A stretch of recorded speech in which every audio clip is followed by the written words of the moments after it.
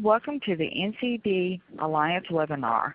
I would now like to turn the conference over to Johanna Ralston, CEO of World Heart Federation and Vice Chair of NCD Alliance Steering Group. Please go ahead. Hello everybody, this is Johanna Ralston. Welcome and Happy New Year. Welcome to the first NCDA webinar of 2016. For today's webinar, we're going to focus on next week's Executive Board meeting here at World Health Organization in Geneva. And leading the call will be Alena Matzke. Before I turn it over to her, just a couple of housekeeping items. We will have time for questions at the end of the call, so please do, you should be able to see a place where you can, under the chat menu, type in your questions. So please do type those in as they come along, and we will address those at the end of the call. Also, although we have 90 minutes allocated for this call, we think it's a slightly shorter presentation, and we expect to be done perhaps in a bit over an hour from now. So with no further ado, it is my pleasure to welcome Alena Matzke, who is going to take us through the Executive Board agenda. Hi everyone, a very warm welcome from a cold and snowy Geneva. I'll walk us through the relevant NCD agenda items at this January's Executive Board. It's the 138th session. And it's likely that a lot of the discussions at the board will focus on the global health security agenda, WHO's emergency response, its contingency funds, and also follow-up and lessons learned to Ebola. Another item quite high on the agenda of the board will be the Global Action Plan on Antimicrobial Resistance, which was adopted at last year's WHA, and there's preparations for a high-level meeting in 2016 on the margins of the UN General Assembly, which really shows that this is a topic that is very high on government's agenda. Another issue that you may find featured in the side discussions at the board will be the election process for the new DG. In 2017, there's several high-profile candidates running for the post. We're not really in the official announcement process of this process, but you may have seen Richard Horton on Twitter suggesting some candidates, and I'll talk about this a little bit further to the end of the webinar. For now, I'll walk us through the agenda from an NCD's perspective, starting off with item number 5, which is the WHO reform and the framework for engagement with non-state actors. Item number 6, which is non-communicable diseases, covering maternal, infant, and young child nutrition, the draft global plan of action on violence. I won't be talking on this agenda item though in any detail. Then for us, probably the most interesting is 6.3, preparations for the 2018 high-level meeting on NCDs. It's a very substantial and very long report with several sub-items. Then we'll also be discussing the UN General Assembly special session on the world drug problem. Item number 7, promoting health through the life course, will focus on the health in, next slide please, health in the 2030 agenda. Then we have the global strategy on women's, children's, and adolescents' health, the draft global strategy and plan on aging and health, and the draft roadmap on air pollution under the health and environment item. Finally, there's also an interesting report on promoting the health of migrants under preparedness, surveillance, and response. I won't be going into any detail on this item, but I still invite you to check it out, and we are also considering delivering a statement on this agenda item at the Executive Board. Finally, as I mentioned before, I'll also talk us through the process of election of the new WHO DG, and then I'll finish this webinar with a brief note on the first NCD Directors Meeting, which will take place from the 15th to the 17th of February at WHO headquarters. Just very briefly for those, next slide please, for those that will be attending the EB in person, the preliminary agenda, the daily timetable, can be found on the website. And on Monday, the EB will be covering the WHO reform. So FENSA, the Framework for Engagement with Non-State Actors, will be discussed here. On Tuesday, the item promoting health through the life quarters, including the 2030 agenda. On Wednesday, the board will focus on preparedness, surveillance, and response. And then finally on Thursday, the board will discuss non-communicable diseases. Friday is also an official day, and as well as Saturday, but it's more housekeeping items that we will not be following any close detail. Of course, this may shift around as it is usually the case. So usually on the website, through the links that you can find there, you'll find an updated daily timetable, which is published usually every morning. Next slide, please.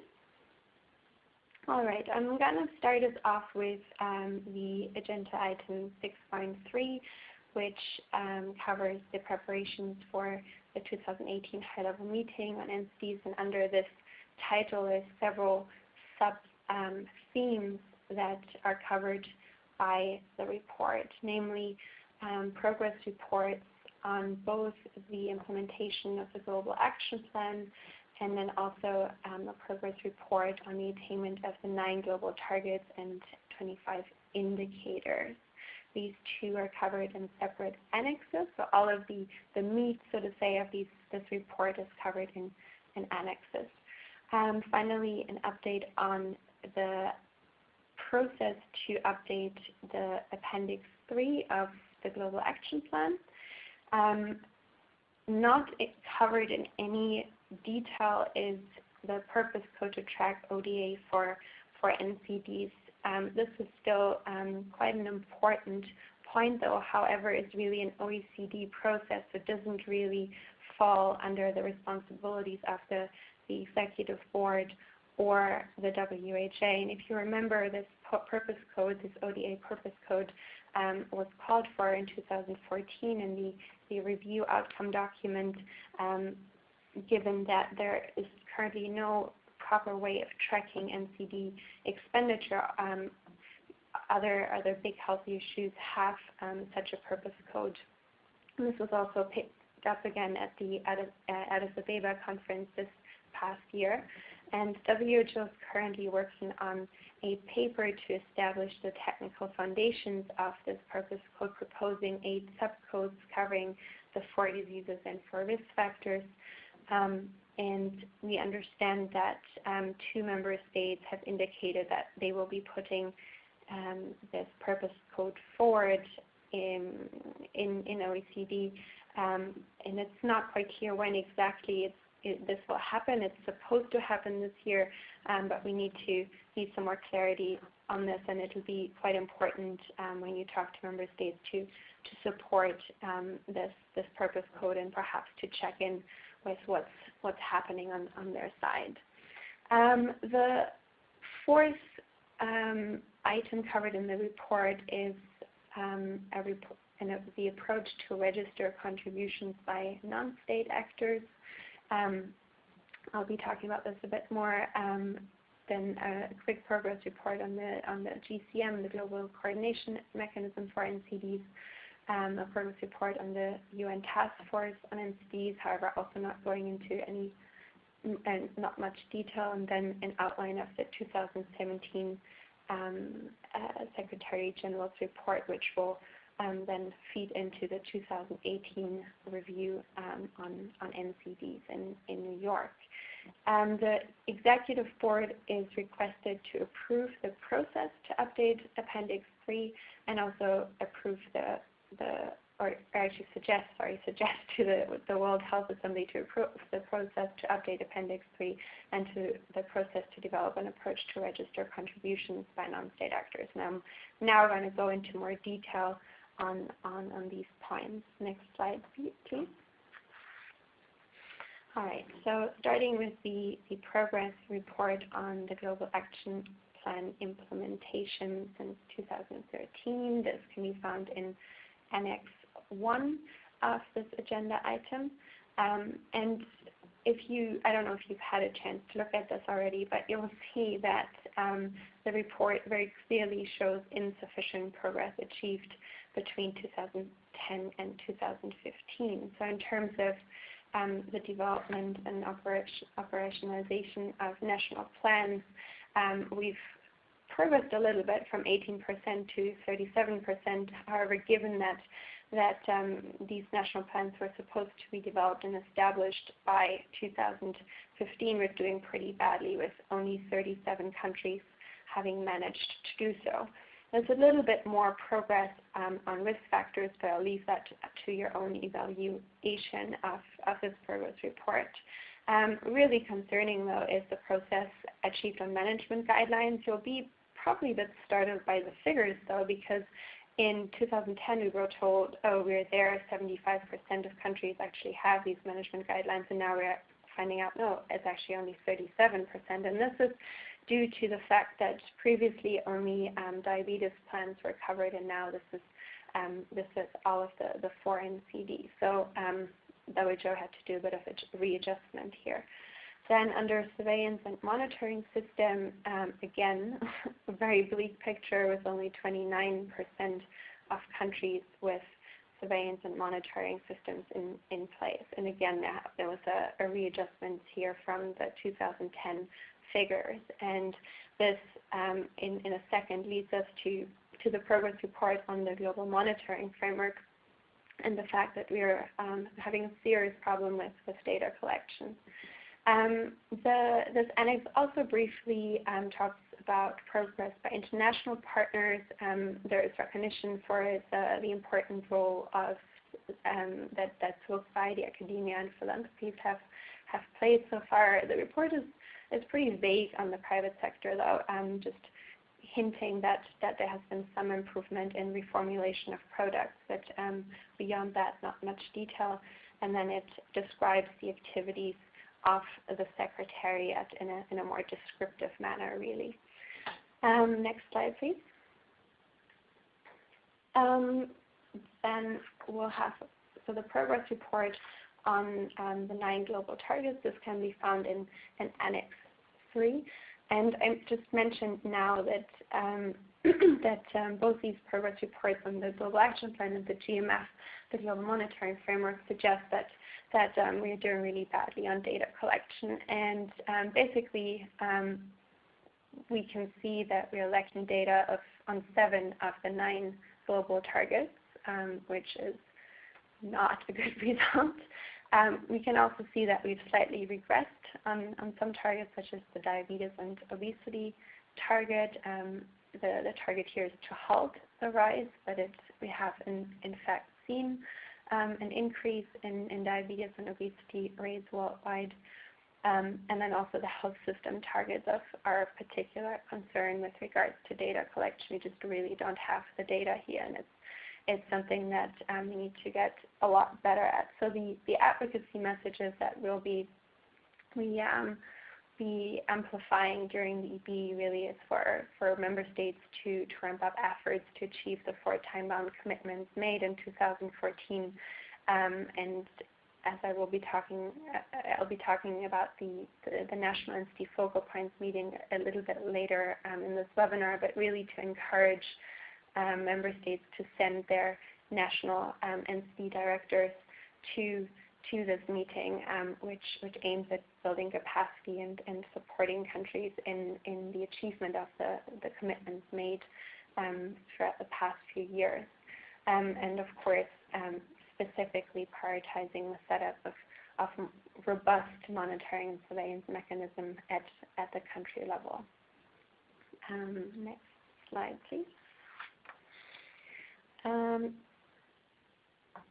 An important part of this report is the outline of an approach to update Appendix 3. The proposed timeline is that the actual updating of the the appendix will take place from May to October 2016. It will then feed into the WHO Executive Board in January 2017 for approval by the 17th World Health Assembly in May 2017. And just sort of stepping back, you'll all remember that when the Global Action Plan was adopted in 2013, the updating of the Appendix 3 was always foreseen. So this is nothing new or surprising. Appendix 3 consists of a menu of policy options and interventions for each of the 6 objectives of the Global Action Plan. And these overall 81 policy recommendations include 14 policy interventions that are classified as very cost-effective and affordable for all member states, and these are also often referred to as the best buys. And then there's also a set of so-called cost-effective interventions, also referred to as good buys. In this year, in June, the Secretariat convened an expert consultation to develop a methodology to update Appendix 3. And this meeting agreed that we would start by taking Appendix 3 as a starting point, not very surprisingly, so that some of the interventions included needed a fresh, cost-effective analysis, that some interventions should probably be replaced by more specific interventions. And then there should also be space for the inclusion of new interventions, and that will require quite a specific analysis. And the criteria are outlined, and all of this process is outlined in the report, in the EB report. And just quickly on the criteria that they have, that the experts came up with, and that are outlined in the report. So for new inclusion, should be considered for new inclusion should be action areas not included, action areas in the Global Action Plan, that are currently not concluded in Appendix 3, action areas covered by new WHO guidelines, so any guidelines since 2011 that have come up, such as on sugar, for example, then interventions proposed by WHO expert meetings and panels. But all new interventions must have a very clear link to one of the 9 targets and must have demonstrated a quantifiable effect size and have been published from at least one published study in a peer-reviewed journal. And they are proposing an algorithm for all of these interventions. So it's quite a technical annex to the report, but a very important one. And overall, we as NCD Alliance support the proposed process, but we really will call on member states to make sure that we'll see multi-stakeholder consultations ahead of the updating process, to make sure that we can all feed into this process and that it's not just a secretariat activity. We also need to look, or we believe that we need to look beyond cost effectiveness more closely at affordability, and we really need to highlight the need for implementation research in this process of updating, as some interventions will probably not make it into the new updated appendix just for lack of research, or for lack of evidence-based data on them, and we need to get better on that. Next slide, please. Another process that is proposed in the EB report on NCDs is to develop the registry of contributions by non-state actors. The objective for having such a registry is to better assess the real impact of contributions made by non-state actors to the NCD response, and also foster better coordination of all of the different activities. The proposed timeline is from January 2016 to January 2017. I would assume that this will probably not begin before the framework for engagement with non-state actors is agreed, so probably starting May 2016, if we will see the adoption of FENSA, this process will launch. The Secretariat is planning full consultations with member states, and I believe this will also include other stakeholders, but it's not specified in the report, so it's worth highlighting with member states that we really want to see multi-stakeholder consultations throughout the process, especially because this is about non-state actors and not just member states. It's a bit curious in the proposed methodology so far to see that the current approach is very much focused on the private sector, and I think it needs improving in that way. Obviously, non-state actors are not just the private sector, but also civil society and academia.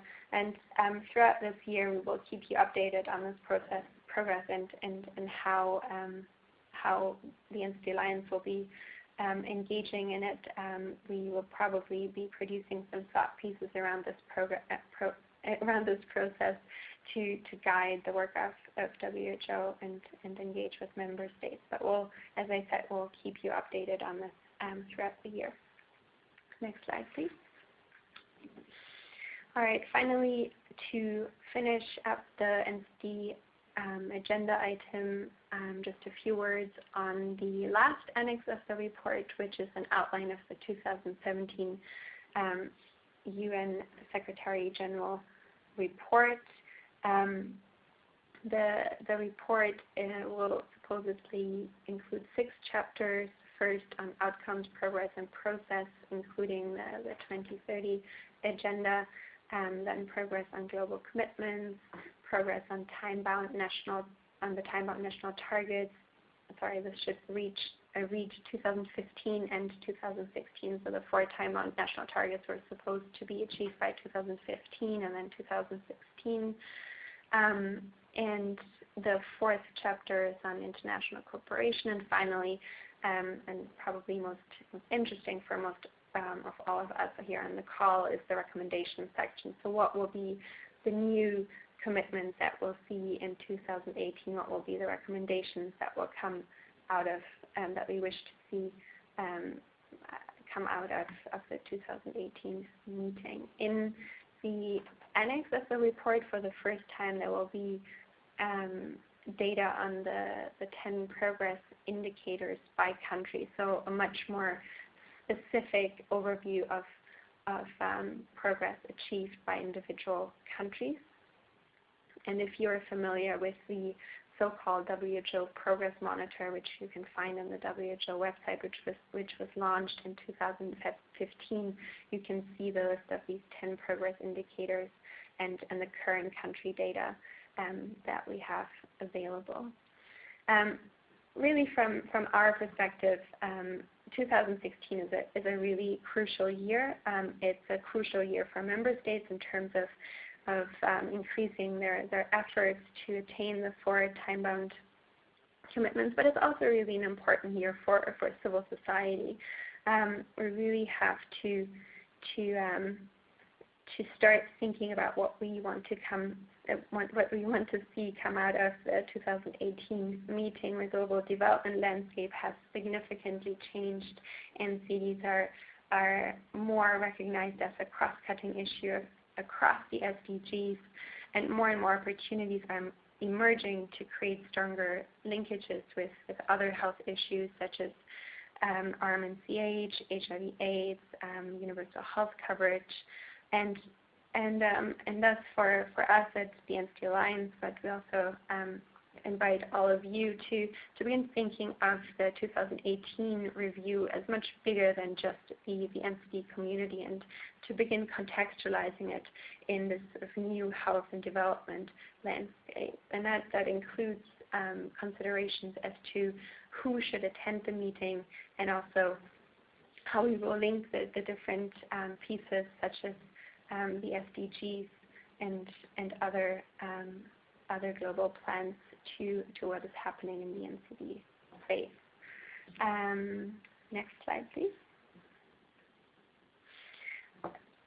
Among the NCD agenda item, we also have a report on maternal, infant, and young child nutrition, providing us with an update on progress against the 6 WHA nutrition targets, including one target on overweight. And I'll invite you to visit this report. The link is included at the top and as a hyperlink. And interesting in this report and very much welcome is a lot of reference made to ICN2 follow-up throughout the report. So going beyond the 6 nutrition targets and addressing what has happened since the second international conference on nutrition in terms of roadmaps for national follow-up action, review of national food and nutrition plans, and the development of food-based dietary guidelines across the world. So an interesting report to read. The report also includes a draft resolution on guidance on ending inappropriate promotion of foods for infants and young children. Again, I highly encourage you to read this report if you're following nutrition in any depth. I'm now going to hand over to my colleague Priya, who's going to talk about the UNGAS as well as the report on the 2030 agenda among the papers. Thanks very much, Alena. So quickly, agenda item 6.4 is on the public health dimension of the world drug problem as it relates to the upcoming UN special session on drugs. And so this is of particular interest to our colleagues who are working on palliative care. The report, which there's a link to that there at the top, outlines the current state of the world drug problem and what the UNGAS is aiming to achieve. The report notes that global drug policies are moving towards a more balanced and comprehensive approach and working towards ensuring implementation of a comprehensive package of measures. And that's really working within the public health continuum and ensuring that we work towards eliminating stigma and discrimination. The report also highlights that the 2030 Agenda for Sustainable Development and the 17 SDGs, Sustainable Development Goals, contain targets that are relevant to drug control and the drug policy world, and again aiming to achieve that cohesion between policies as we move into this implementation phase of the agenda. And so right there you can see 5 of the relevant targets within the health goal that are of relevance to drug control and policy. And the EB report also really stresses the preventive dimensions of drug conventions and policies and ensuring that all of these conventions come from with full respect for human rights. Next slide, please. And it also moves into highlighting the need for evidence-based and ethical treatment.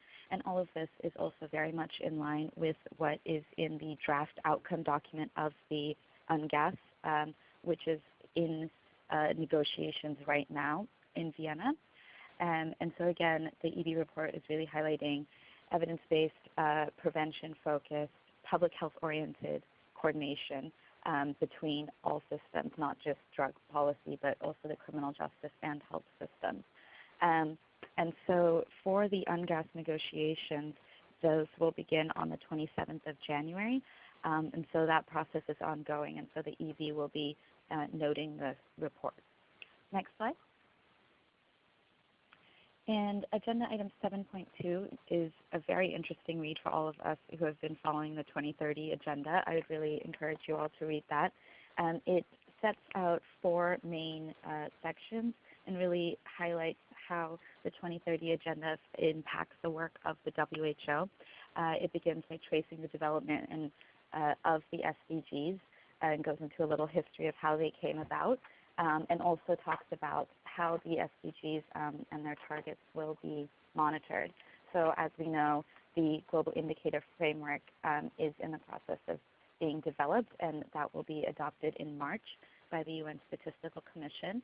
The report also goes into a little brief description of the monitoring of and review of the SDGs. And so as you can see there, the UN Secretary General produced an annual progress report which will inform the high-level political forum, which is the main review body for the SDGs. And this political forum will meet every 4 years to discuss the progress towards meeting the SDGs. And additionally, regional and national level review mechanisms to be established by countries as they see fit. And so those will be happening on a more regular basis than the every 4-year political forum.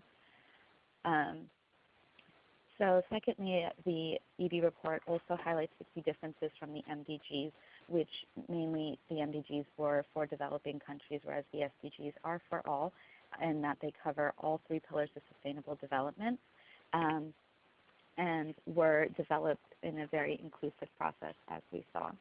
Next slide. And really the meat of this report is in these last 2 sections where the report goes into the areas of importance to global health. And again, really highlighting the integrated and indivisible nature of the SDGs and how that applies to health, meaning that the health targets, so there's only one goal on health, that health is impacted by all of the other targets in the SDGs, and also it has an influence on the achievement of the other goals and targets. So again, that all of these goals are integrated. The report also highlights and really emphasizes that universal health coverage is the target that will result in the achievement of all health targets. And so it encourages all member states to work towards implementation of UHC. It also goes into discussion of health systems and governments and the role that WHO might have in promoting strong health systems, and also briefly touches on follow-up and review of the 2030 Agenda, and again stressing that though this is a very vast and complicated agenda, that there are existing reporting systems in place that can be used to monitor targets. An example of that would be WHO already reporting on many of the health targets, such as those on NCDs, and so the reporting will feed into the high-level political forum. So that's really stressing that we will not need to create all new reporting systems for every target. And finally, the report moves into implications for the WHO over the next 15 years during the implementation phase of the agenda, and discusses the need for the WHO to be fit for purpose and how it will play a leading role in the implementation of the agenda as it relates to health and other sectors, and really leading the way into multi-sectoral partnerships to achieve the agendas. And of course, looking at programming and resource allocation and highlighting that the WHO will need to look at a broader set of priorities given the breadth of the agenda. So I really encourage everyone to read this report. I know there's quite a lot of reports, but this is the one that I think is quite interesting, especially to those of us who have been following the development of the 2030 Agenda. And with that, I will hand it back over to Alena. Thank you very much, Priya. I'm going to keep us going with a brief overview of the operational plan to implement the global strategy for women's, children's, and adolescents' health.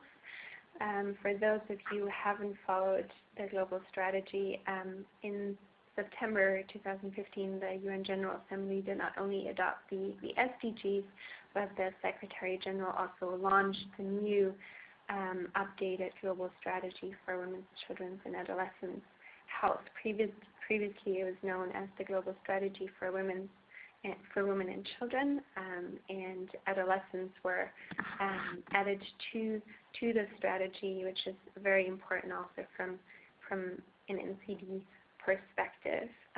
We've been following the process of the development of the strategy quite closely, and we're very pleased with the integration of NCDs into the 3 objectives of of the global strategy. The 3 objectives are survive, thrive, and transform. And under survive, for example, the strategy includes target 3.4 of the SDGs of a 30% reduction of premature deaths by 2030. Under thrive, we see a reduction of pollution-related deaths and illnesses, reference, and all forms of malnutrition across the life course. Again, here the wording of all forms of malnutrition, really important to include overweight and obesity and nutrition-related NCDs. And then also under access to essential services, medicines,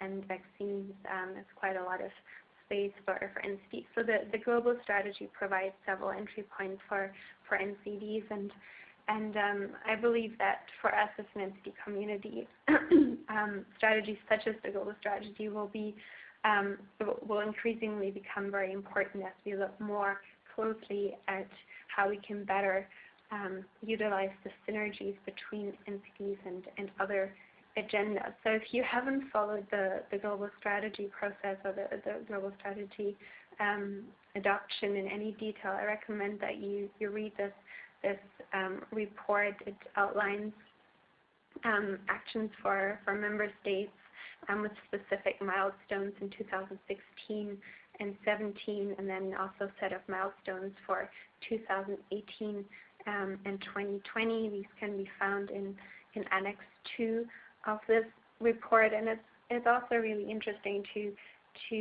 follow or to have a closer look at the report and to look at how this global strategy will be monitored. And if you do know the previous strategy, you know that there is an independent accountability panel that really ensured that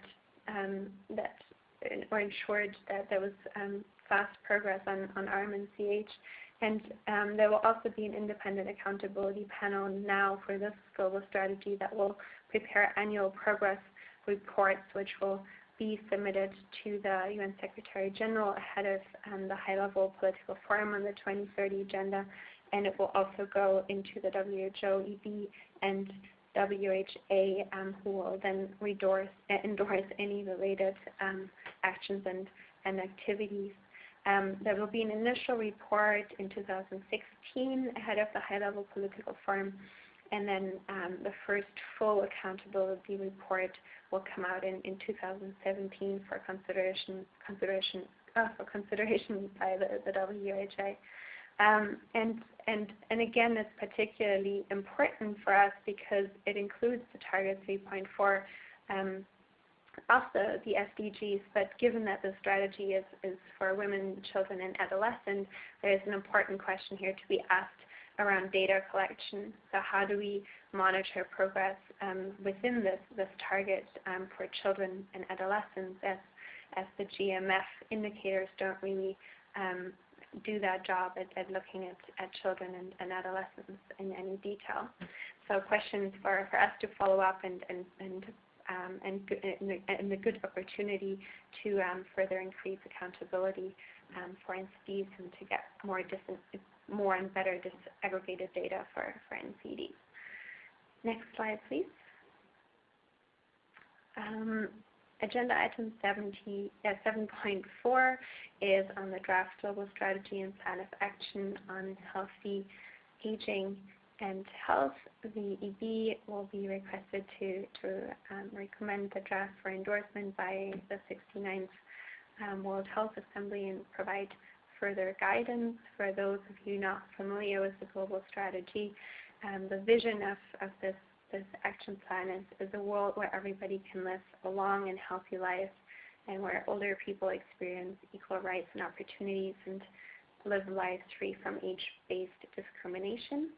There are 2 goals outlined in this plan. The first one is to, by 2020, have seen 5 years of evidence-based action to maximize functional ability that reaches every person, and the second goal being by 2020 to establish evidence and partnerships necessary to support a decade of healthy aging from 2020 to 2030. So laying the ground for a decade of healthy aging, which would then be from 2020 to 2030.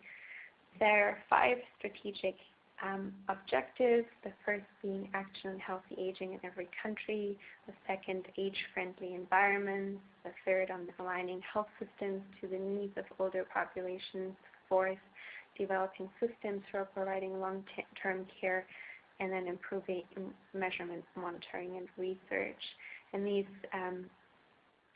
5 strategic objectives include actions for different stakeholders, member states, WHO and other UN agencies, and then also national and international partners.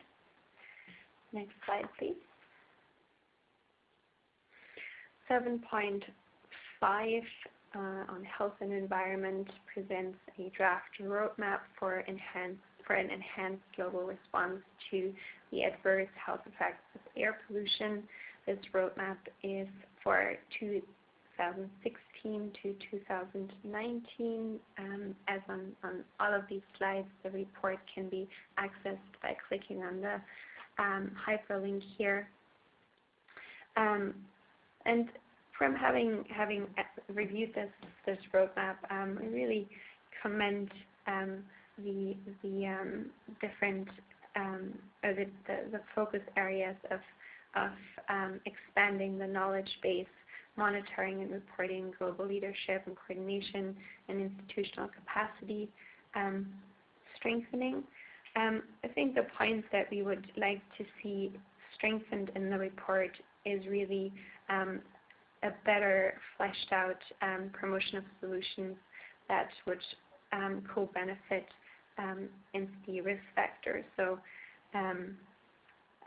for example, referencing in the case of transport interventions to promote walking and cycling, in the case of sustainable food systems,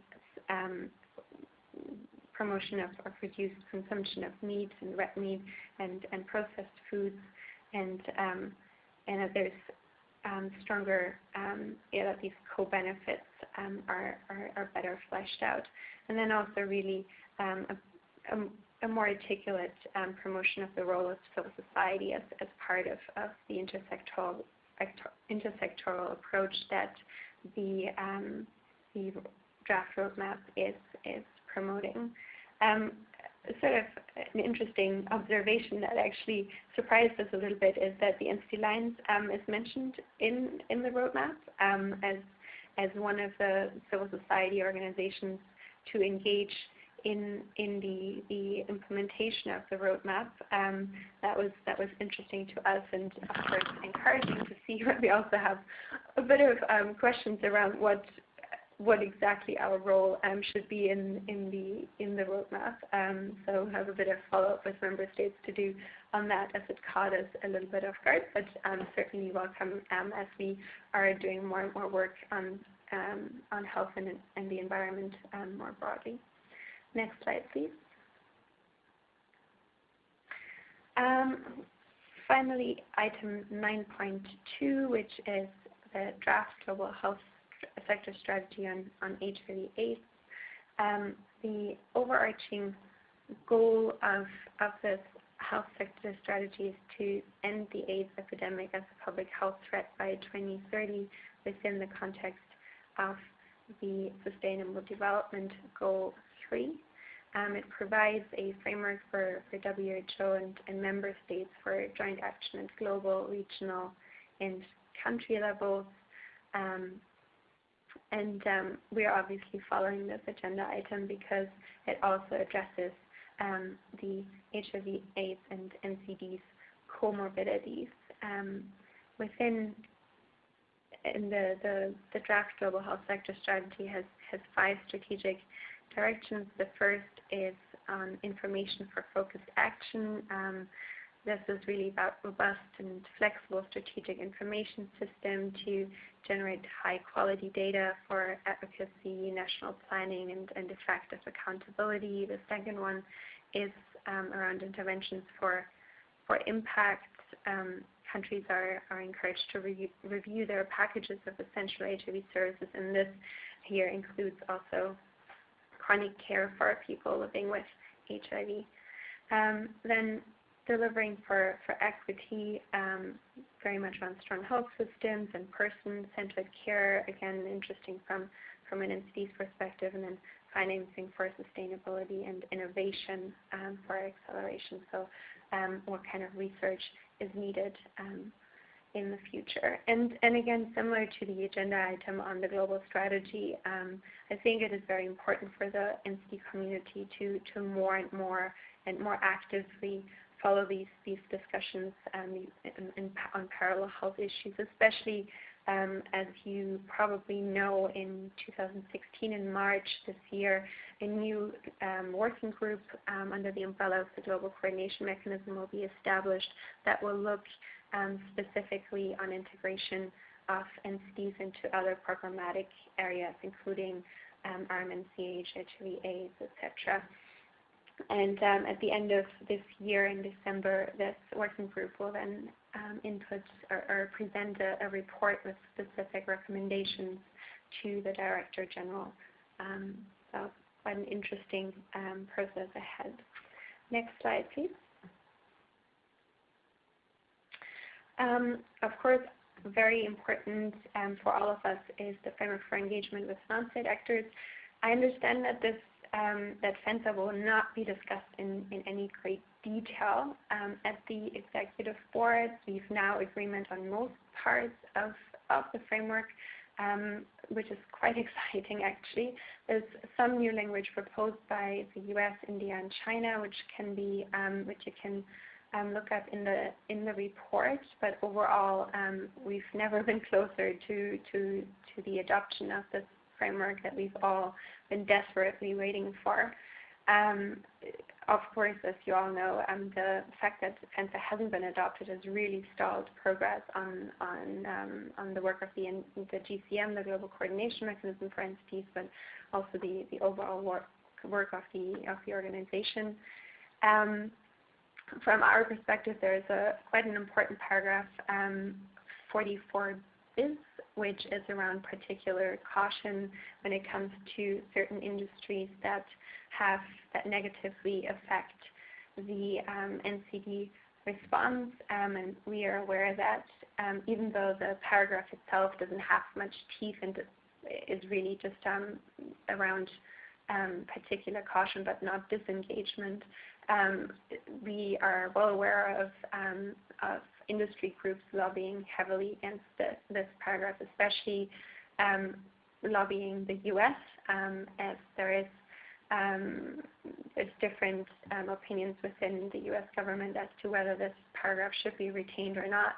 But at this point, we really hope to see this paragraph stay, and I think if the US really asks to remove this paragraph, this may sort of result in a complete unraveling of the negotiations again, as several countries such as India have indicated that this paragraph is a red line for them. So if you are based in the US, if you wish to let your government know that you're supportive of this paragraph, I encourage you to reach out to your contacts. There will be a proposed evaluation of the framework within 3 years, and obviously this will only happen if the framework is adopted at this WHA, which we certainly hope. And so the action requested from the Executive Board will be to extend the mandate of what is called the open-ended intergovernmental meeting, which has been meeting throughout this past year to get to where we are now and to find consensus on the framework.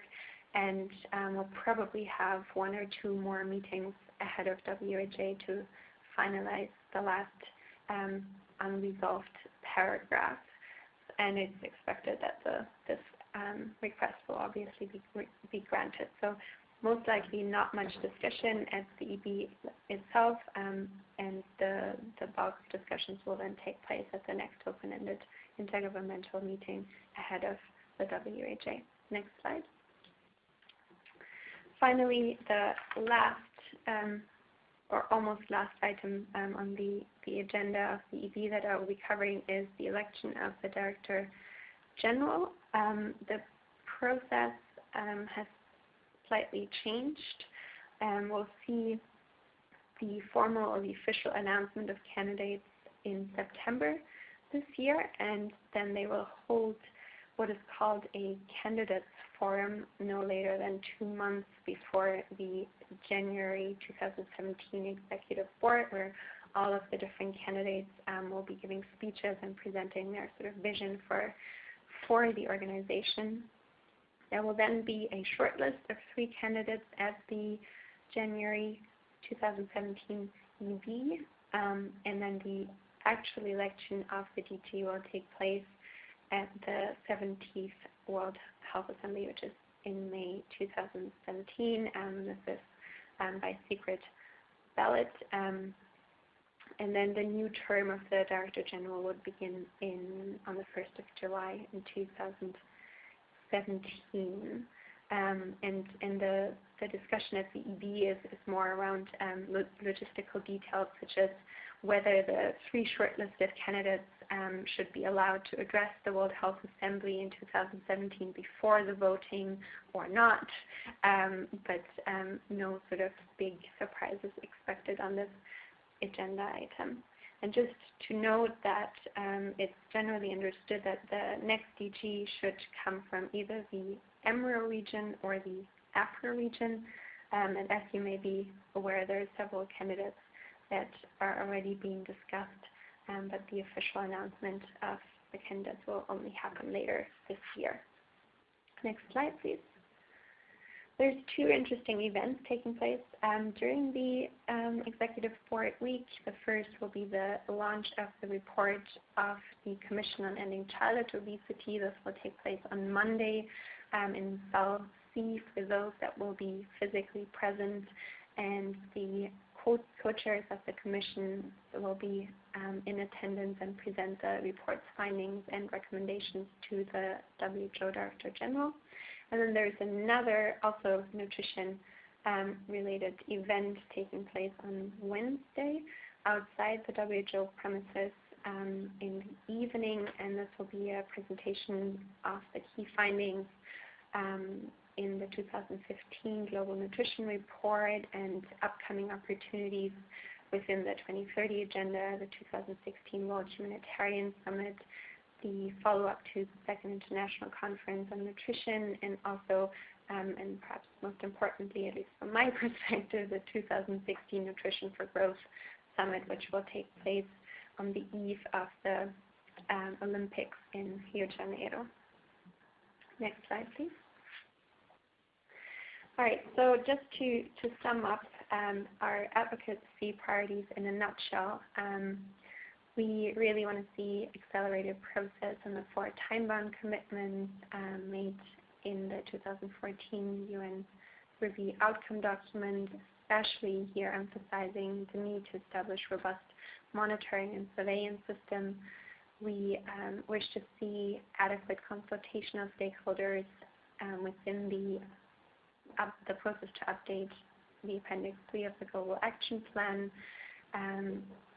We will definitely highlight the need to integrate NCD's international development plans and frameworks, and also universal health coverage within the broader context of implementation of the Sustainable Development Goals, really pushing the development of an OECD DAC NCD purpose code with member states, highlighting the urgency to adopt the framework for engagement with non-state actors at the 69th World Health Assembly, and also really starting the preparatory process for the 2018 UN review, both pushing for accelerated progress on member state side, especially at the national and regional level, but also within the NCD community as such, really getting us started on what we want to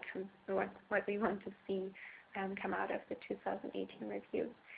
Also, very important, let us know if you are attending the EB. If you haven't already done so, we'd love to meet up and We'd also encourage you to share any relevant intelligence on any of the different agenda items. And also, if you want to share your advocacy priority with us, we'd certainly welcome that. Throughout the next week, we will make available updates on decisions at the executive board, and we will also upload the different statements that we will be delivering as NCD Alliance. Next slide, please. Before concluding the webinar, I just very briefly want to provide you with some more updates on the NCD Directors Meeting, which will take place on the 15th to the 17th of February, and I referenced it earlier in my presentation. And this is really the first NCD Directors Meeting that will have been convened.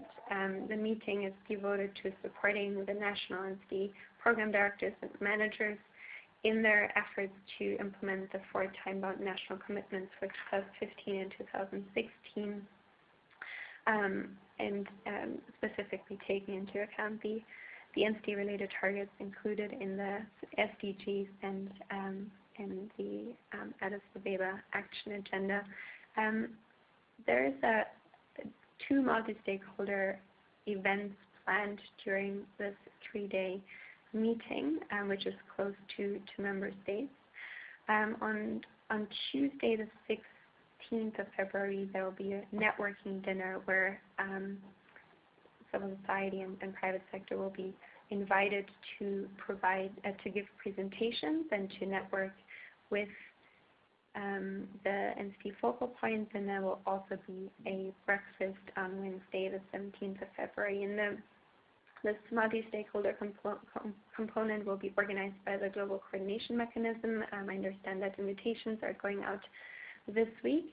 And I want to, if you're interested in learning more about this meeting, there is a lot of information now available on this link on this slide, including several background papers and more information specifically also about the multi-stakeholder components. If you want to be brought up to date, I invite you to go check out that link. And on this note, this concludes the presentation. I'd be happy to take any questions that you have. Jim, you asked about when the report on UNGAS would be discussed. It's on the agenda for Thursday, but as you say, it may be pushed over to Friday if they can't make it through all of the agenda item under the NCD agenda item on Thursday.